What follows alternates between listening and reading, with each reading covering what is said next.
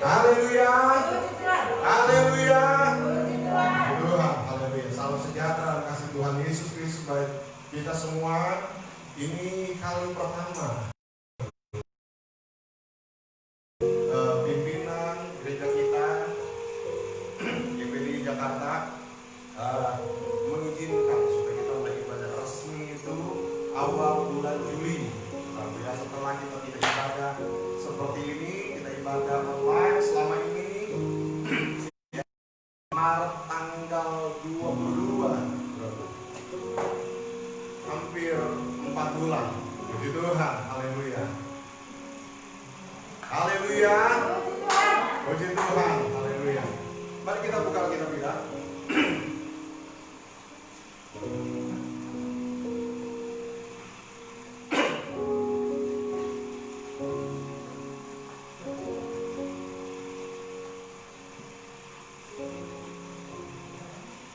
Lukas pasal yang ke-8. Injil Lukas pasal yang ke-8.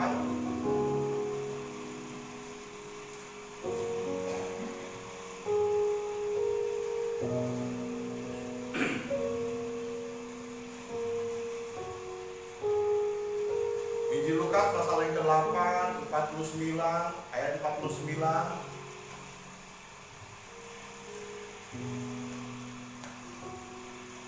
Dan ayat yang ke-50.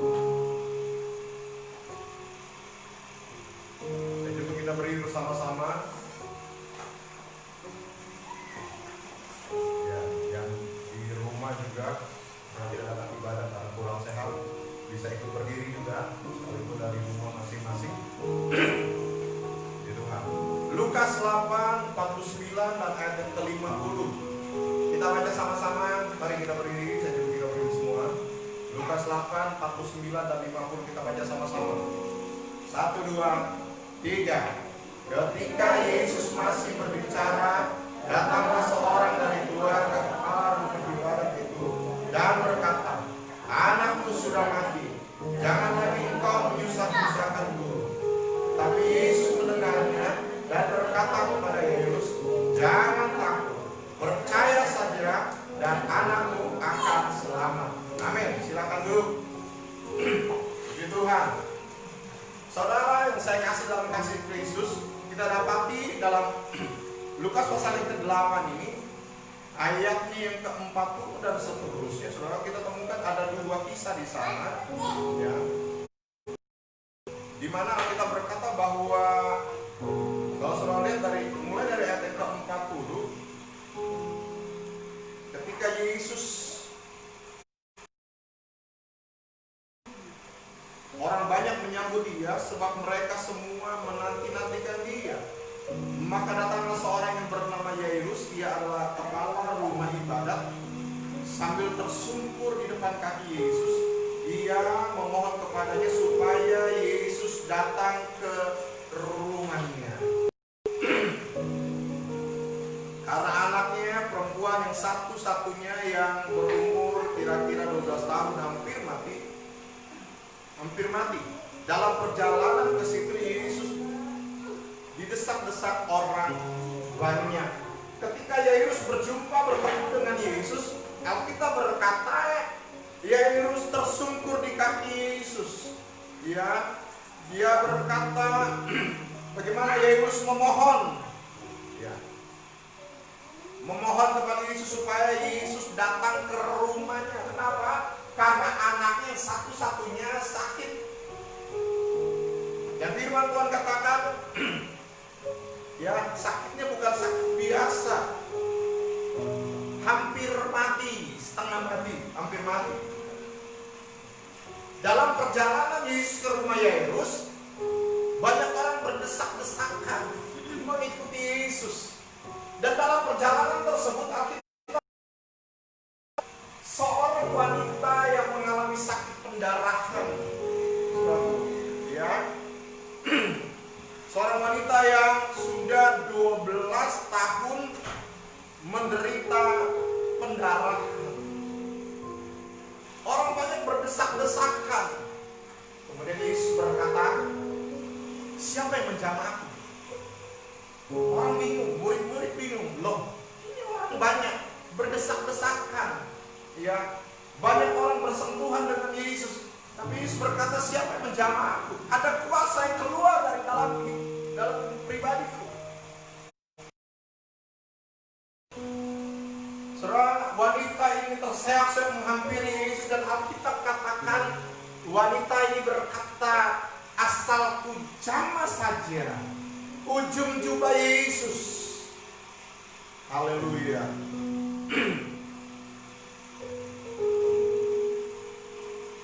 Aku pasti sembuh. Ya. Benar, saudaraku, bagaimana wanita ini menjamah ujung jubah Yesus. Dan kalau saudara perhatikan, jadi perjalanan Yesus ke rumah Yairus karena anaknya yang sakit hampir mati sempat terhenti dalam perjalanan tersebut. Kenapa? Ada wanita yang Yesus layani, wanita yang sakit pendarahan, dan mujizat terjadi. Kalau saudara lihat, wanita itu sembuh. Ya, imannya luar biasa. Dan firman Tuhan katakan ketika wanita ini sembuh, kuasa Tuhan mengalir, Yesus melanjutkan perjalanan ke rumah Yairus. Dalam perjalanan tersebut sampailah kita di ayatnya yang ke-49. Ketika Yesus masih berbicara, datanglah seorang dari keluarga kepala rumah ibadat dan berkata, anakmu sudah mati, jangan lagi engkau menyusah-nyusahkan. Yesus mendengar, kata ayat yang ke-50, perkataan dari orang keluarga dari Yairus. Yesus mendengar bahwa anaknya ini sudah mati. Tapi luar biasa, ini yang kita ambil pada saat pagi hari ini. Apa perkataan Yesus dari dalam ayat yang ke-50? Yesus berkata, tetapi Yesus mendengar dan berkata kepada Yairus. Apa perkataannya? Jangan takut, percaya saja, dan anakmu akan selamat. Haleluya, luar biasa. Yesus berkata kepada Yairus, kepala rumah ibadat tersebut, jangan takut, ya, percaya saja. Untuk kita menerima sesuatu yang kita percayai kepada Tuhan, yang kita imani, maka ada proses. Saudaraku, ada proses, perlu waktu. Tuhan bisa menolong kita dalam sekejap, sangat bisa. Tapi kali ini Alkitab berkata bagaimana ketika Yesus mau menyembuhkan anak Yairus, perlu waktu. Yesus dalam perjalanan sempat terhenti. Kenapa? Ada wanita yang 12 tahun berdarah yang disembuhkan oleh Yesus. Kemudian dalam perjalanan selanjutnya menuju rumah Yairus, Alkitab katakan bahwa ada keluarga Yairus datang. Udah, kamu gak usah menyusahkan. Ya, ada keluarga yang memberitahu kepada Yairus, kamu tidak usah menyusahkan guru, tidak usah menyusahkan Yesus. Anakmu sudah mati. Ayat 50. Yesus berkata apa? Jangan takut, percaya saja. Anakmu akan selamat. Saudara, ada begitu banyak suara-suara yang bisa melemahkan kita. Ada begitu berita-berita di luar sana yang bisa melemahkan saudara dan saya. Tapi pagi hari ini Alkitab mengajar, Roma 10 ayat 17 katakan, iman timbul dari pendengaran, pendengaran akan firman Kristus, firman Tuhan. Saudara, mari kalau iman kita mau dimunculkan, ditambahkan, mari ya kita dengar firman Tuhan, perkataan Yesus. Jangan dengar perkataan yang lain. Kalau ada rekan, teman, keluarga, saudara kita yang perkataan yang membangun, it's okay. Perkataannya positif, ya tidak melemahkan, okay. Tapi kalau perkataannya membuat kita lemah, jangan didengar. Kalau perkataan itu membuat kita Saudaraku, ya, membuat kita tidak setia datang kepada Tuhan jangan didengar, jangan ditanggapi. Tapi kalau perkataan itu membangun, terlebih kebenaran firman Tuhan. Waktu saudara dan saya dengar firman Tuhan baik-baik, Yesus berkata kepada Yairus, Yairus jangan takut, percaya saja. Haleluya. Dan benar dalam perjalanan selanjutnya bagaimana Yesus mulai menolong anak Yairus. Orang banyak katakan tidak ada gunanya, sudah mati. Tapi luar biasa, Yesus datang mengambil dan menyembuhkan, membangkitkan anak Yairus. Haleluya. Ini luar biasa. Hari-hari ini menghadapi wabah COVID-19, kita perlu tetap beriman kepada Tuhan. Saya sampaikan dalam ibadah berapa minggu lalu bahwa imun itu penting. Tidak salah, saudara, ya. Makan makanan yang bergizi, makan cukup, lalu usahakan jangan telat makan, ya. Dan berjemur di sinar matahari. Tentu kalau kita ibadah seperti ini dengan protokol kesehatan, ya, yang pemerintah keluarkan wajib pakai masker, duduk ada jarak satu dengan yang lain, tidak salah. Imun itu sangat-sangat penting, ya. Daya tahan tubuh itu perlu penting. Tapi satu hal yang kita harus tahu, iman jauh lebih penting dari imun. Amin. Saya sampaikan bahwa ketika ada ibadah syukuran, ibadah penghiburan beberapa minggu lalu, kira-kira 3 minggu lalu, selesai ibadah, salah satu sepupu saya dia bilang gini, ada teman saya yang nggak pernah dari Maret sejak COVID merebak, ya di Indonesia khususnya dari Maret dia nggak pernah keluar rumah. Maret, April, Mei nggak pernah keluar rumah. Awal Juni dia harus keluar karena ada urusan, jadi nggak pernah. Dia sangat steril. Tapi awal Juni, tapi tahu kan saudara, justru 1 kali dia keluar, nggak pernah keluar ceritanya. 1 kali keluar langsung kena positif. Ini benar saudara. Terlalu khawatir.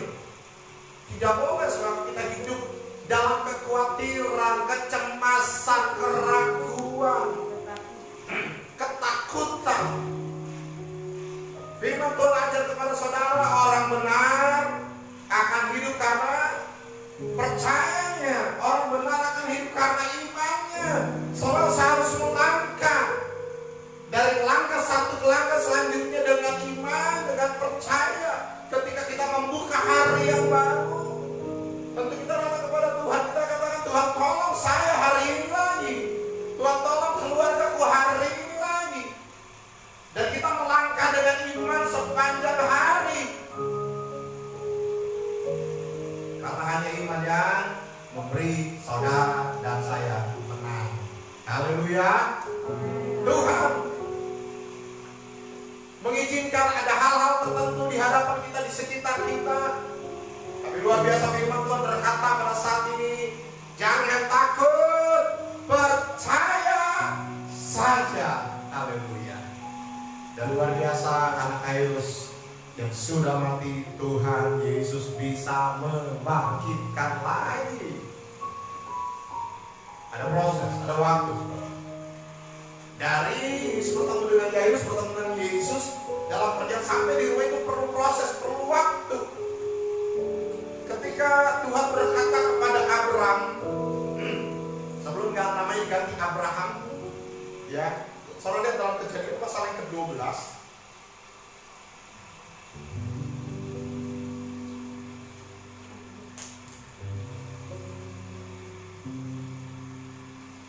Kejadian pasal yang ke-12 berfirmanlah Tuhan ayat 1 kepada Abraham, pergilah dari dari negerimu dan dari sanak saudaramu dan dari rumah bapamu ini ke negeri yang akan kutunjukkan kepadamu. Aku akan membuat engkau menjadi bangsa yang besar dan memberkati engkau serta membuat namamu masyhur, dan engkau akan menjadi berkat. Aku akan memberkati orang-orang yang memberkati engkau dan mengutuk orang-orang yang mengutuk engkau, dan seterusnya. Kalau perhatikan ayat yang keempat, lalu pergilah Abram seperti yang difirmankan Tuhan kepadanya, dan Lot pun ikut bersama-sama dengan dia. Perhatikan kalimat selanjutnya, Abram berumur 75 tahun ketika ia berangkat dari Haran. 75 tahun usia Abram ketika Tuhan panggil. Ya, dalam perjalanan tersebut, saat itu, saudaraku,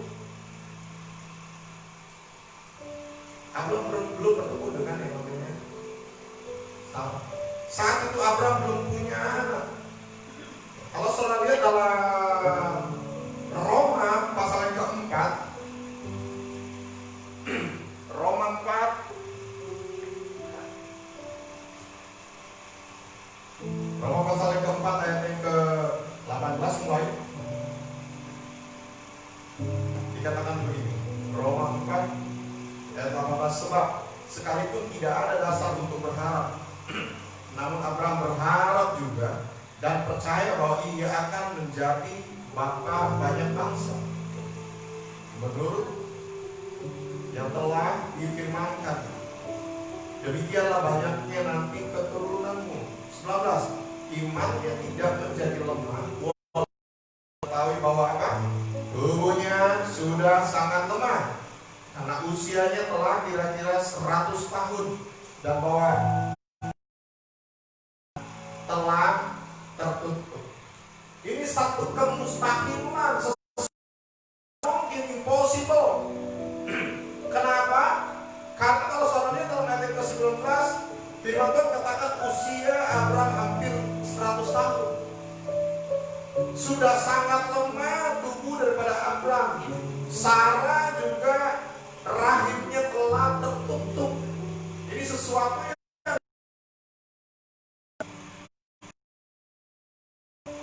dari 75 tahun menuju 100 tahun itu perlu waktu yang lama. Tidak singkat, tapi luar biasa. Abraham, Alkitab katakan, tetap percaya akan janji Tuhan. Dia pegang janji Tuhan. Ayatnya ke-20, tetapi terhadap janji apa yang tidak imbang, kata firman Tuhan, karena ketidakpercayaan, malah dia diperkuat dalam imannya dan ia memuliakan Allah dengan penuh keyakinan, haleluya, bahwa Allah berkuasa untuk melaksanakan apa yang telah ia janjikan. Hal ini diperhitungkan kepadanya, kepada Abraham sebagai kebenaran. Perhatikan kata-kata ini, yaitu hal ini diperhitungkan kepada yang tidak ditulis untuk Abraham saja. Mari kita lihat kayak ini, ya. Jadi tidak diperhitungkan, hal ini diperhitungkan kepadanya, tidak hanya untuk Abraham, saudara. Ya. Kebenaran janji ini tidak hanya untuk Abraham saja. Ayat 24, tetapi ditulis juga untuk siapa? Siapa kita? Saudara dan saya. Kebenaran setiap janji Tuhan tidak hanya ditujukan kepada Abraham, tapi juga saudara dan saya. Amin. Amin, amin, amin. Janji Tuhan, firman Tuhan, kebenaran firman Tuhan tidak hanya ditujukan kepada Abraham. Abraham dia begitu yakin, dia begitu percaya, sekalipun usianya sudah lanjut, tubuhnya sudah tidak kuat, lemah, kata firman Tuhan. Haleluya. Tapi Abraham dia pegang kebenaran firman Tuhan. Setiap perkataan Tuhan itu dia pegang, dia imani, dia percaya. sampai kenyataan puluhan tahun lamanya. Sejak Abraham, firman Tuhan katakan dalam Kejadian pasal 12 tadi, usia 70 tahun dia keluar, dia pergi, dia melangkah, nggak tahu. Saudaraku, ya, Tuhan katakan Abraham pergilah engkau keluar dari Ur Kasdim. Abraham melangkah dengan iman.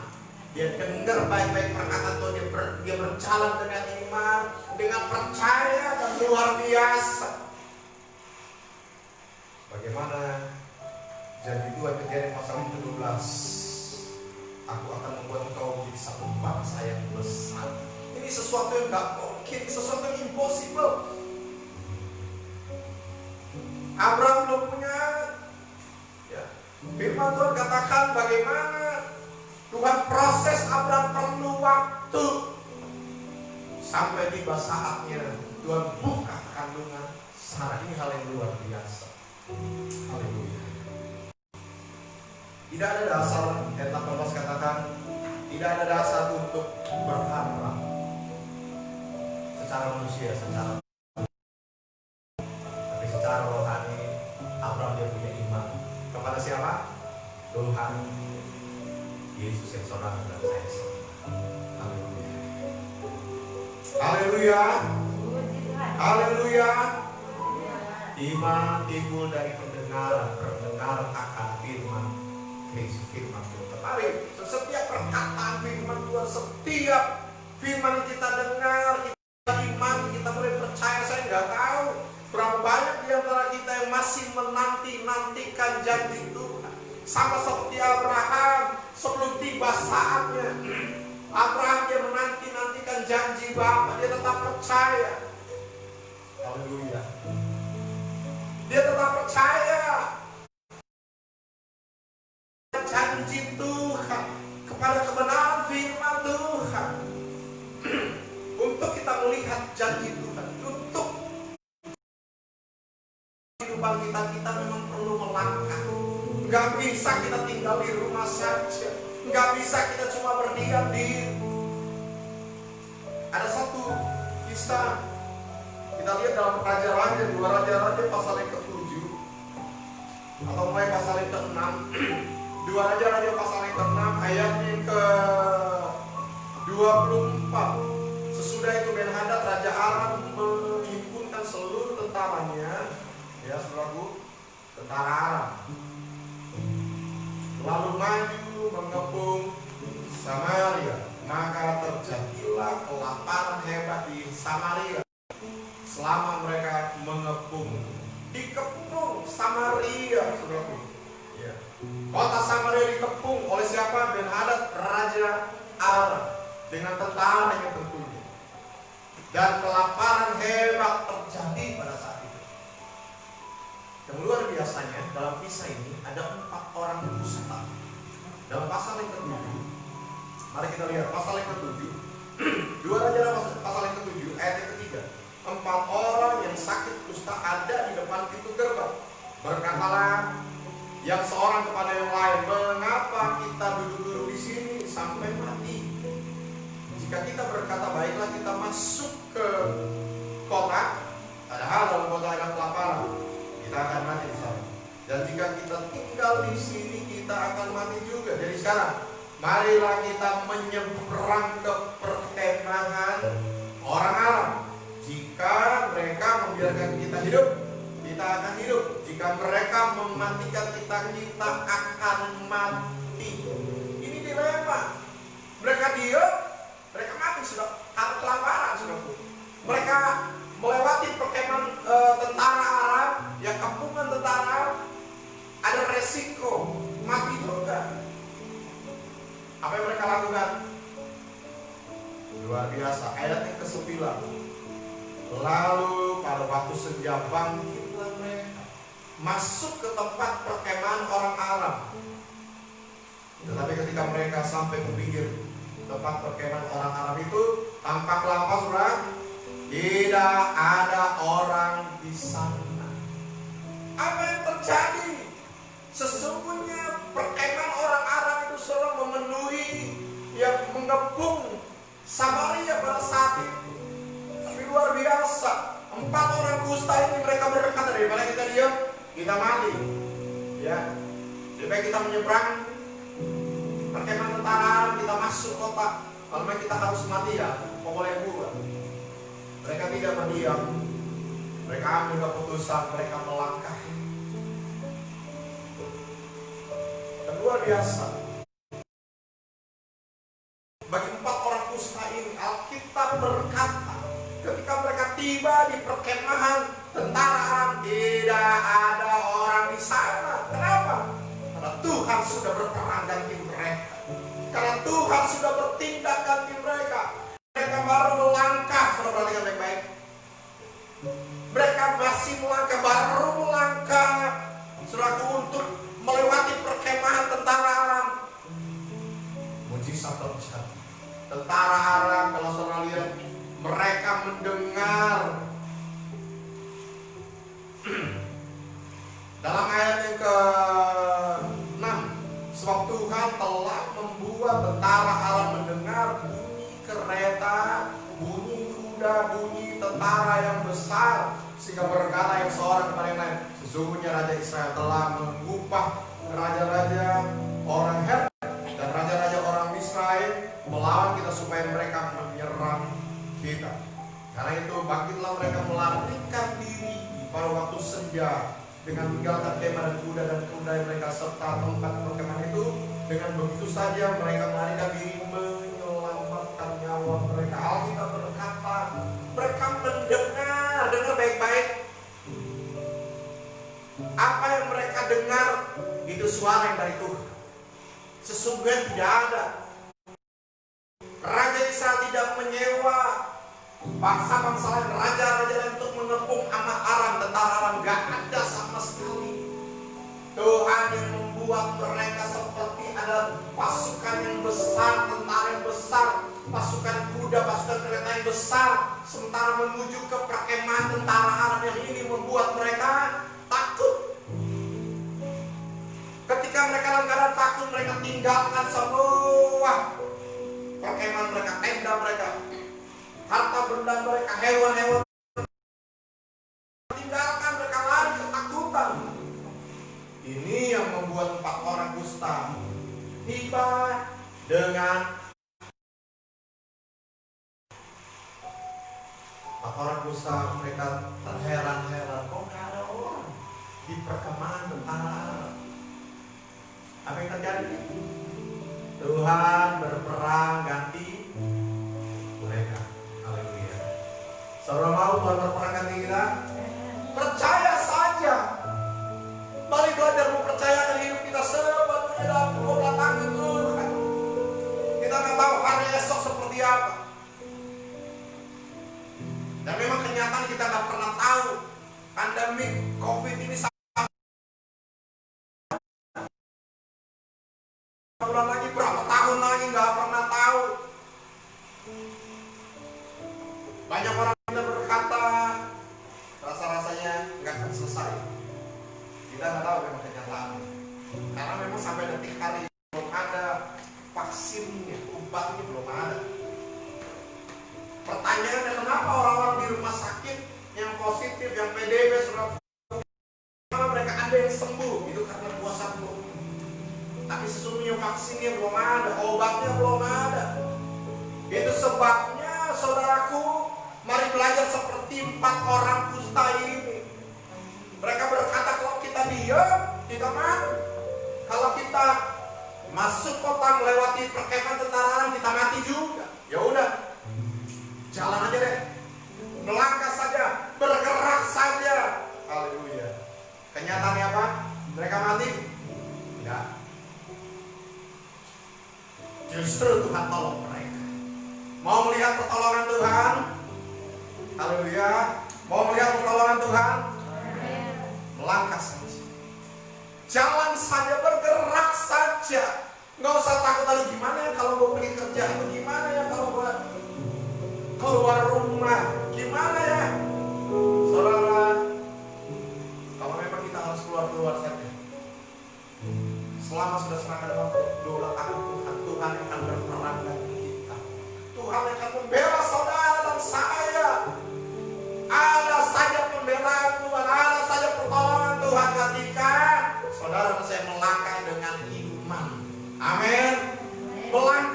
percaya. Haleluya. Tidak ada dasar mungkin kita melangkah seperti tadi ya. Firman Tuhan untuk Abraham. Tidak ada dasar Abraham untuk berharap karena dia sudah tua, usianya sudah lanjut, ya. Sarah juga sudah tua. Tapi dia punya dasar iman. Ibrani 11 ayat 1 kata iman adalah dasar dari segala sesuatu yang kita harapkan. Apa saja yang kita harapkan, dan bukti dari segala sesuatu yang belum kita lihat itu iman. Sama seperti 4 orang kusta ini. Mereka belum tahu masih hidup atau tidak nantinya kalau melewati perkemahan tentara. Tapi luar biasa, dengan segala keterbatasan mereka berkata satu dengan yang mari kita melangkah saja, bergerak, maju, jalan. Dan apa yang terjadi? Mujizat terjadi. Ada pertolongan Tuhan. Mereka nggak tahu bahwa Tuhan sengaja membuat telinga tentara Aram mendengar ada pasukan yang besar, tentara yang besar, kereta yang besar, ada pasukan berkuda yang besar datang menyerang mereka. Itu membuat mereka tentara Aram ketakutan. Sesungguhnya tidak ada. Haleluya. Kita ada di minggu pertama Juli 2020. Hidup ini belum selesai, kita masih terus melangkah. Ada sepanjang bulan Juli berjalan, masih ada bulan Agustus, September, Desember. Saya mendapat info bahwa sekolah kemungkinan Januari ya, baru ada sekitar ada belajar tatap muka di kelas masuk. Ya, nggak bisa rasa-rasanya Menteri Pendidikan kita nggak bisa terlalu cepat ambil keputusan untuk mulai ya bisa belajar di sekolah masing-masing. Sekali lagi kita nggak pernah tahu sampai kapan pandemi ini. Tapi sebagai anak Tuhan yang percaya Tuhan, mari kita belajar melihat kebenaran firman. Karena kebenaran ini akan memerdekakan saudara. Kebenaran ini akan memimpin saudara dan saya dari waktu ke waktu, dari saat ke saat.